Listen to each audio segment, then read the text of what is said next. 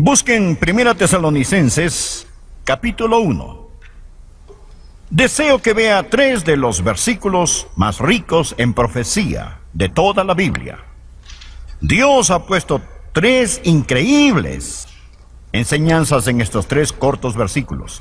Le invito a leer 1 Tesalonicenses, capítulo 1, empezando en el versículo 7.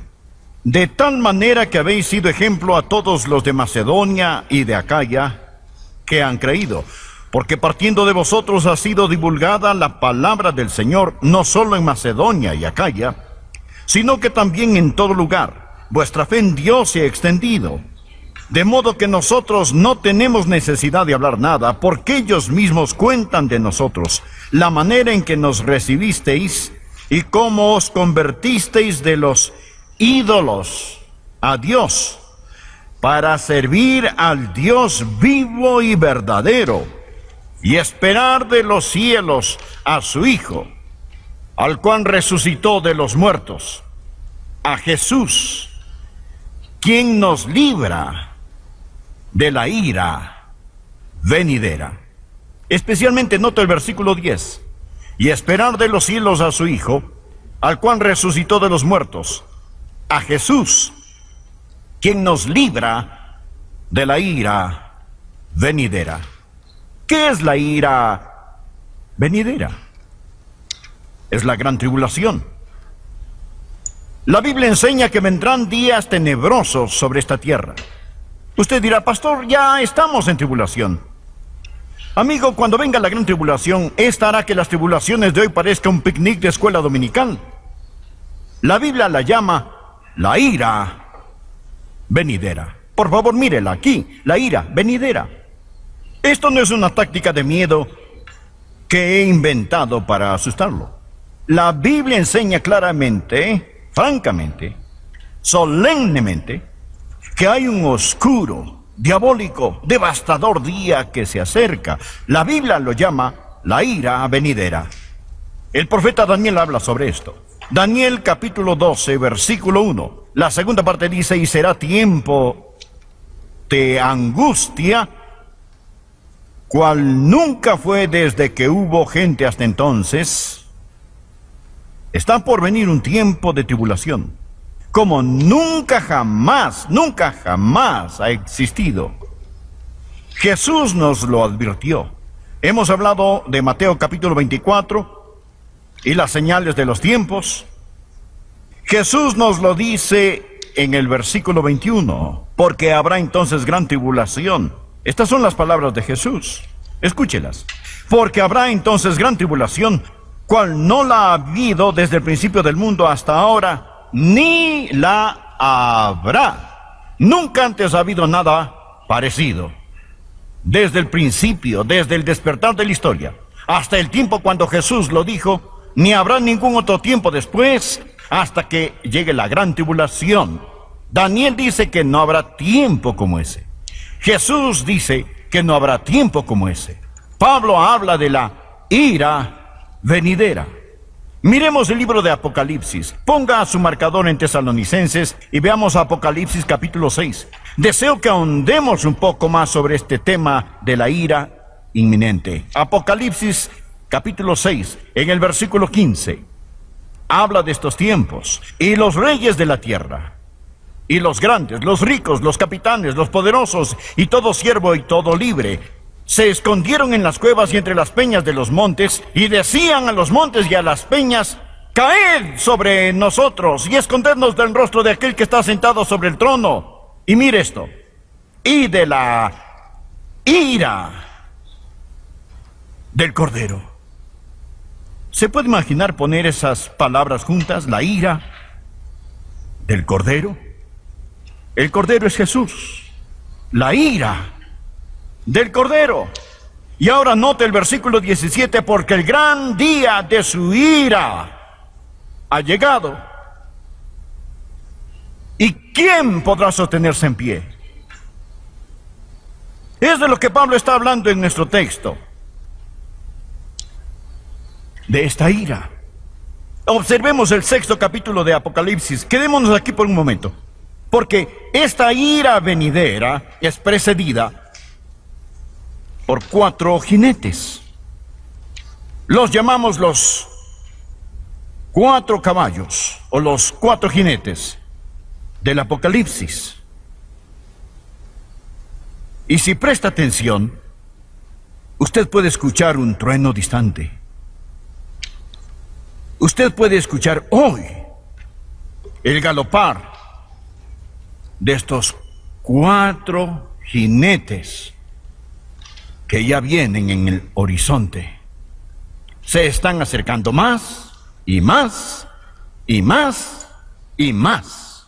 Mira estos 4 jinetes que preceden a este gran día de la ira. Apocalipsis capítulo 6 versículos 1 y 2. Vi cuando el Cordero abrió uno de los sellos y oí a uno de los 4 seres vivientes decir como con voz de trueno: ven y mira. Ahora preste atención al versículo 2. Y miré, y he aquí un caballo blanco, y el que lo montaba tenía un arco, y le fue dado una corona, y salió venciendo y para vencer. ¿Quién es este jinete sobre el caballo blanco? Es el anticristo. Está en un caballo blanco. Un caballo blanco es un símbolo de triunfo.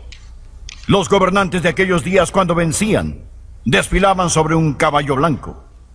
El jinete de este caballo tiene un arco en su mano, es un arma de guerra, un símbolo de poder. Viene un conquistador con poder. Este versículo dice que él tiene una corona en su cabeza. Es decir, él es un gobernador. Esta palabra es Estéfanos. Es una corona dada a un rey. Y la Biblia dice que él salió para vencer.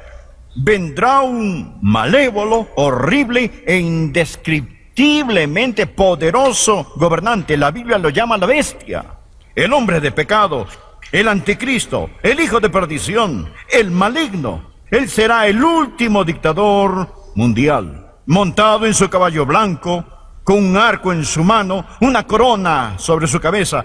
La Biblia dice que él saldrá a vencer. Jesús predijo esto. Jesús dijo: yo he venido en nombre de mi Padre y no me recibís. Pero Jesús dijo en Juan 5:43: si otro viniera en su propio nombre, a ese recibiréis. A ese recibiréis. No piense que esto no va a suceder. El anticristo cabalga un caballo blanco. Permítame decirle algo interesante. He visto el emblema propuesto por las Naciones Unidas. ¿Sabe lo que es? Es un caballo blanco.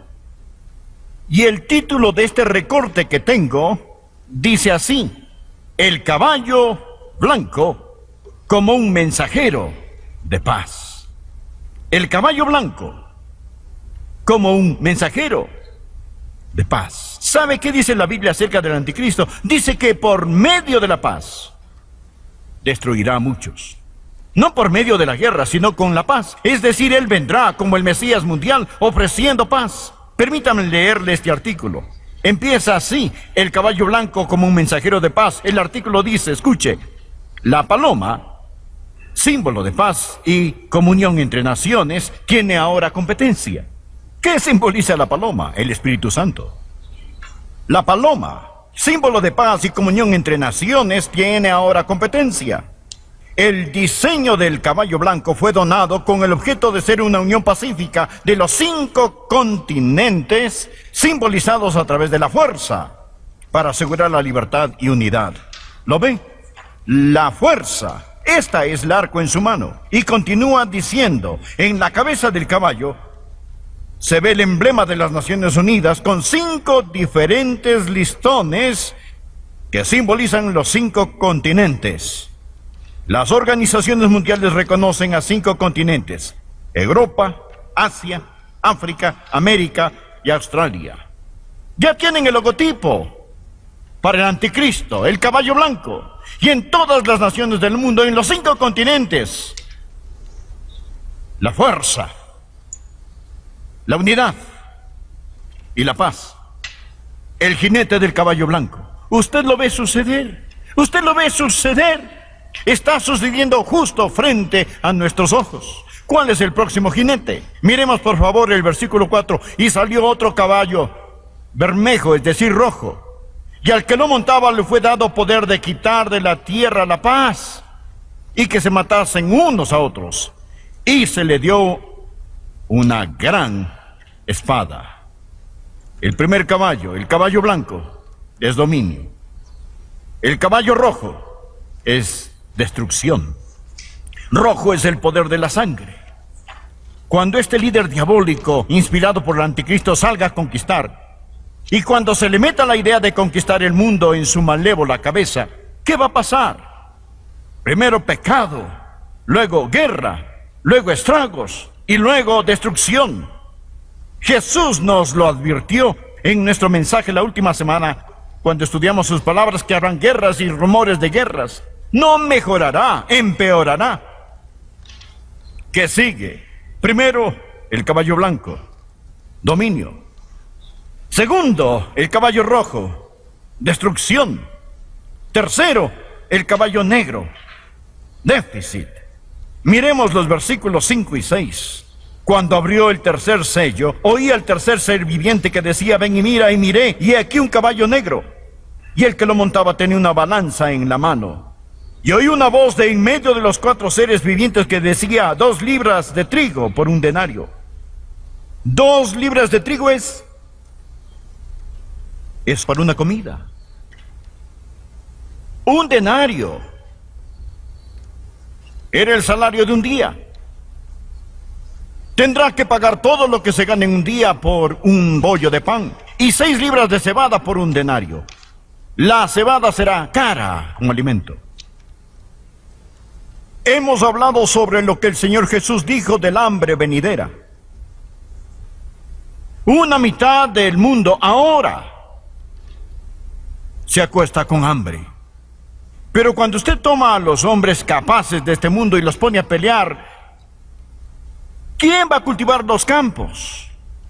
¿Cómo obtendrá comida para los hambrientos? Habrá inanición masiva. Cuando Tito, el general romano, cercó a Jerusalén en el año 70, una de las cosas que hizo fue confiscar la comida de la ciudad.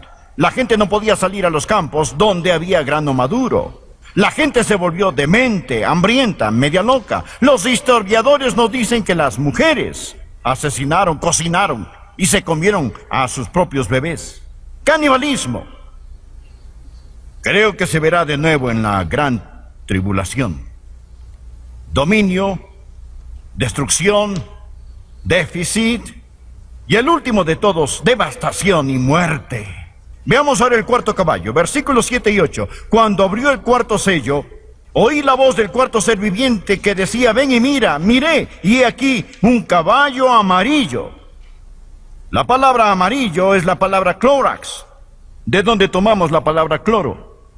Significa un algo verde, podrido, el color de la carne descompuesta, mortandad. Un caballo amarillo. Y el que lo montaba tenía por nombre Muerte, y el Hades le seguía, y le fue dada potestad sobre la 4ª parte de la tierra. Más de 1 billón de personas morirán, para matar con espada, con hambre, con mortandad, y con las fieras de la tierra. Ve la reacción en cadena. Primero, el anticristo, dominio. Después las guerras, destrucción. Luego hambre, el déficit. Y luego la muerte. Es una reacción en cadena. El pecado causa odio, el odio causa guerras y derramamiento de sangre. Las guerras causan el hambre produce muerte. Escuche, la muerte no es todo. Mire este versículo, el versículo 8.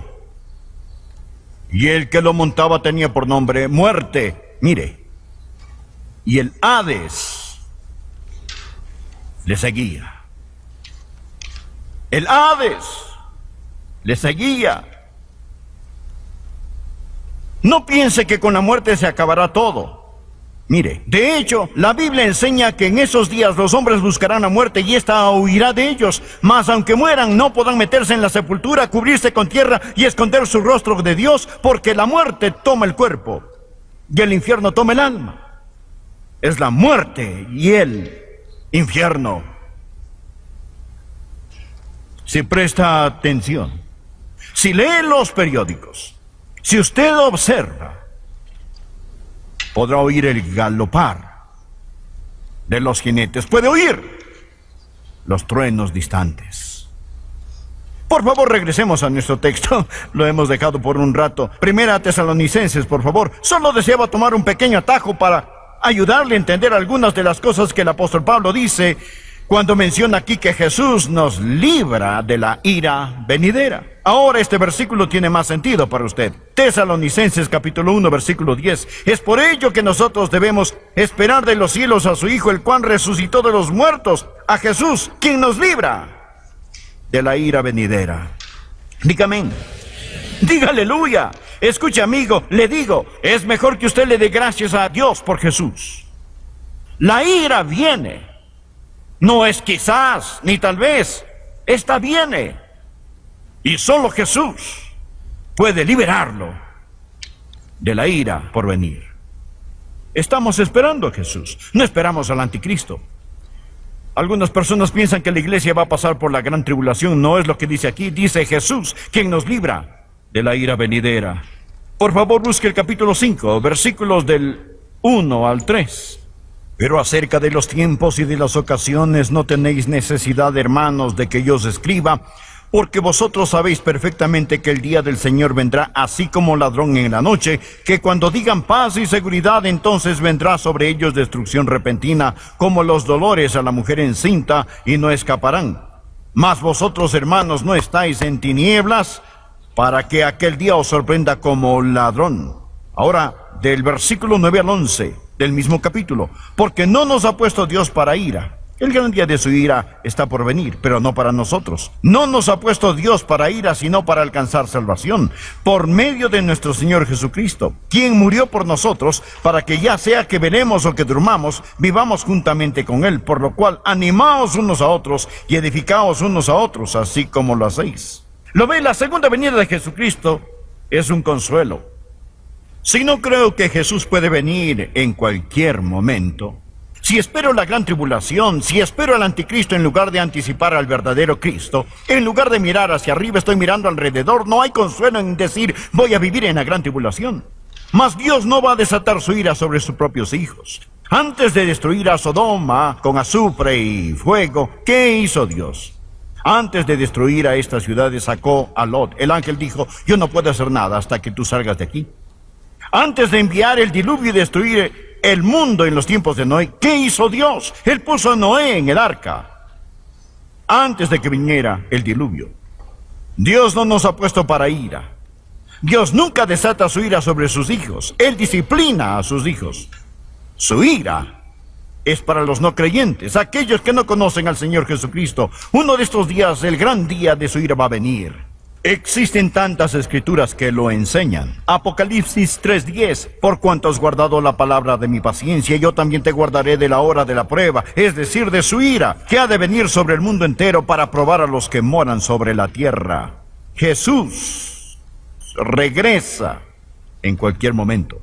Amigos, tomé mucho tiempo con la primera parte del mensaje. Permítame darle la conclusión. Muy bien. Leamos nuevamente Primera Tesalonicenses, capítulo 1. Miremos el versículo 7. ¿Qué debemos estar haciendo mientras esperamos a Jesús? De tal manera que habéis sido ejemplo a todos los que han creído. ¿Usted cree? Entonces estas personas fueron un ejemplo para usted. Versículo 8. Porque partiendo de vosotros ha sido divulgada la palabra del Señor. No solo en Macedonia y Acaya, sino que también en todo lugar. Vuestra fe en Dios se ha extendido, de modo que nosotros no tenemos necesidad de hablar nada. Pablo dijo, cuando llegué a predicar ustedes ya habían estado allí. Ustedes anunciaban la palabra de Dios, porque ellos mismos, o sea, los convertidos, cuentan de nosotros la manera en que nos recibisteis y cómo os convertisteis de los ídolos a Dios, para servir al Dios vivo y verdadero y esperar de los cielos a su Hijo. Amigo, mientras esté esperando debe estar sirviendo. ¿Por qué he relacionado la profecía con el servir? Porque es de eso de lo que se trata. Si creemos que Jesús regresa y lo creemos, necesitamos dejar a los ídolos. Usted dirá, yo no adoro ídolos. Todo lo que ama, sirve, confía o teme más que al Dios omnipotente es un ídolo. Os convertisteis de los ídolos a Dios para servir al Dios vivo. Esperando a Jesús, cantamos, trabajamos hasta que Jesús venga. Y luego nos iremos a casa. Jesús viene. Y cuando regrese, nos iremos al cielo. Pero hasta que Él venga, necesitamos estar sirviendo y creciendo.